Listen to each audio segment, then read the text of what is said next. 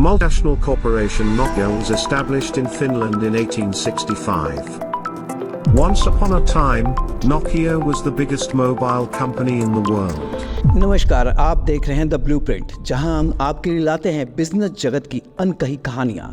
आज हम एक ऐसे ब्रांड की कहानी पर चर्चा करेंगे जिसने मोबाइल फोन की दुनिया में राज किया, लेकिन बाद में अचानक बाजार से गायब हो गया। जी हाँ, आज हम बात करेंगे नोकिया की, एक ऐसा नाम जो कभी मोबाइल फोन इंडस्ट्री का सरताज था, लेकिन ऐसे ही अपनी चमक खो बैठा।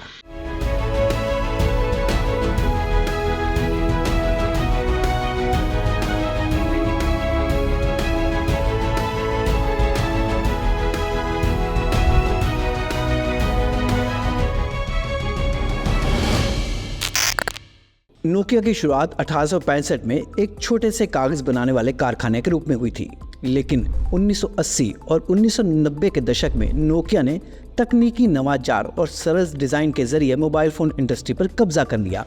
उस समय नोकिया के फोन अपने टिकाऊपन और भरोसे के लिए जाने जाते थे। उनके 3310 जैसे मॉडल ने एक पूरी पीढ़ी के लिए मोबाइल फोन का मतलब ही बदल दिया। 2000 के दशक की शुरुआत में नोकिया का मार्केट शेयर 50% से भी अधिक था, लेकिन यहाँ से कहानी बदलने लगती है।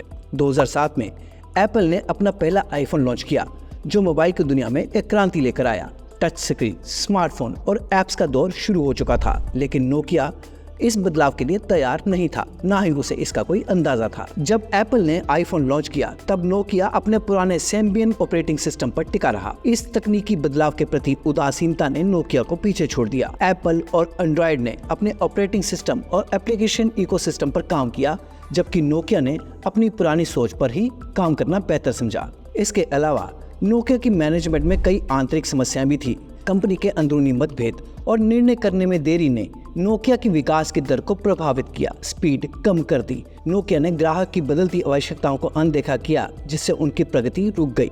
नोकिया की ये गिरावट केवल तकनीकी कारणों से नहीं थी, बल्कि ये उनकी रणनीतिक चूक और प्रतिस्पर्धा के सामने सही समय पर निर्णय ना लेने पाने का नतीजा थी। जब तक नोकिया ने अपनी सोच में बदलाव करने का सोचा, तब तक बहुत देर हो चुकी थी। अब बात करते हैं स्टीफन इलॉप की, जिन्होंने नोकिया के सीईओ के रूप में कार्यभार संभाला। उनका कार्यकाल 2010 से 2013 तक रहा, और ये वह समय था जब नोकिया को स्मार्टफोन बाजार में कड़ी प्रतिस्पर्धा का सामना करना पड़ा। स्टीफन इलॉप ने माइक्रोसॉफ्ट में महत्वपूर्ण भूमिका निभाई थी और तकनीकी उद्योग में एक प्रभावशाली व्यक्ति के रूप में जाने जाते थे। 2011 में इलॉप ने अपने कर्मचारियों को एक आंतरिक मेमो भेजा, जिसे बर्निंग प्लेटफॉर्म के रूप में जाना जाता है। इस मेमो में उन्होंने स्पष्ट किया कि नोकिया की स्थिति इतनी गंभीर है कि यदि कंपनी ने तेजी से बदलाव नहीं किया तो वह बाजार से बाहर हो सकती है। And the unique relationship with Nokia, as we demonstrated today when we introduced Nokia Lumia, has specific areas of differentiation. ये मेमो नोकिया के अंदर एक नई जागरूकता का संचार करने में सफल रहा, लेकिन इसे विवादों का सामना भी करना पड़ा। इलॉप ने 2011 में माइक्रोसॉफ्ट के साथ एक समझौता किया, जिसमें नोकिया ने विंडोज फोन ऑपरेटिंग सिस्टम अपनाने का निर्णय किया। ये कदम नोकिया के लिए महत्वपूर्ण था, लेकिन इससे कंपनी के अंदर और बाहर कई सवाल उठे। नोकिया ने अपने नए स्मार्टफोन्स जैसे कि लूमिया श्रृंखला उसको विंडोज फोन के साथ लॉन्च किया, लेकिन उपभोक्ताओं ने इसे उतनी अच्छी तरह से नहीं अपनाया जितना अपेक्षित था। 2013 में माइक्रोसॉफ्ट ने नोकिया के डिवाइस और सेवाओं के कारोबार को खरीदने की घोषणा की। ये डील $7.2 बिलियन में हुई और इसके साथ नोकिया की स्वतंत्रता समाप्त हो गई। इलॉप ने इसे नोकिया के लिए एक नए अध्याय के रूप में देखा, लेकिन इसे कई विशेषज्ञों ने नेगेटिव दृष्टिकोण से भी देखा। नोकिया के पतन ने यह साबित कर दिया कि एक कंपनी की सफलता उसके नेतृत्व और निर्णयों पर निर्भर करती है। स्टीफन इलॉप के फैसले, जो नोकिया को नया स्वरूप देने के लिए थे, उन्होंने कंपनी को अंततः अधिग्रहण की ओर ले जाने के लिए महत्वपूर्ण भूमिका निभाई। इसके अलावा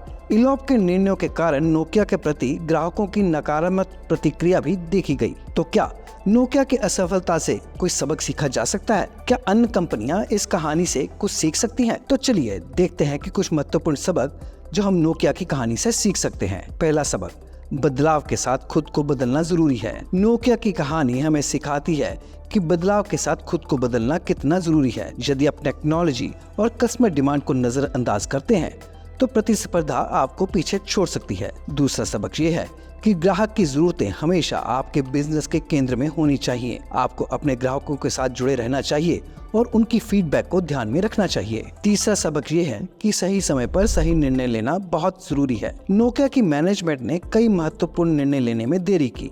यदि आप निर्णय लेने में धीमे हैं तो मार्केट में आपकी जगह जल्द ही कोई और ले लेगा। चौथा सबक ये है कि ब्रांड को लगातार ताज़ा और इनोवेटिव बनाए रखना चाहिए, और अगर आप अपने ब्रांड को लगातार नया और आकर्षक नहीं रखते तो आप मार्केट में प्रासंगिक नहीं रहेंगे। तो दोस्तों, नोकिया की कहानी हमें ये सिखाती है कि कितनी भी बड़ी कंपनी हो, अगर वह बदलावों को समय पर नहीं अपनाए, अपने ग्राहकों की जरूरतों पर ध्यान न दे, तेज और सही फैसले ना ले, तो उसका हश्र भी नोकिया जैसा हो सकता है। इसलिए अगर आप एक उद्यमी हैं तो इन सबक को अपने बिजनेस में जरूर लागू करें।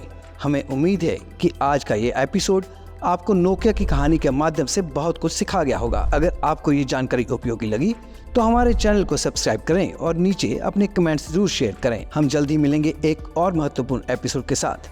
तब तक बने रहिए द ब्लूप्रिंट के साथ। धन्यवाद।